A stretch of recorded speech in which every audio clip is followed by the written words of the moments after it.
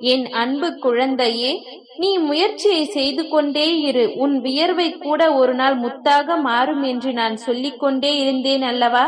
இதோ இப்பொழுதே நீ உனக்கு என்ன தேவை என்று உன் மனதிற்குள் உறுதியாக நினைத்து கொண்டு இதை தொட்டு விட்டாய் அல்லவா?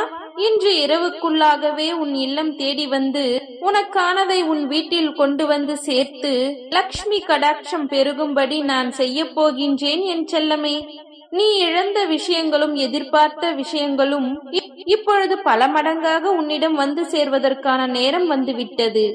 உன்னுடைய சூரிய பகவானின் மீது நீ முழு நம்பிக்கையுடன் தானே உன்னுடைய தேவையை நீ தொட்டுள்ளாய். நிச்சயம் நீ எதிர்பார்த்ததை உன் விருப்பம் படியே உனக்கு செய்து கொடுக்க தயாராக நான் வந்து விட்டேன். இப்பொழுது உன் வாழ்வில் இருக்கக்கூடிய கஷ்டங்களும் பிரச்சனைகளும் இதுதான் உனக்கு அவசியமான தேவை என்று நான் அறிந்ததால் தான் நீ என்னிடம் மனமார்ந்து கேட்டதை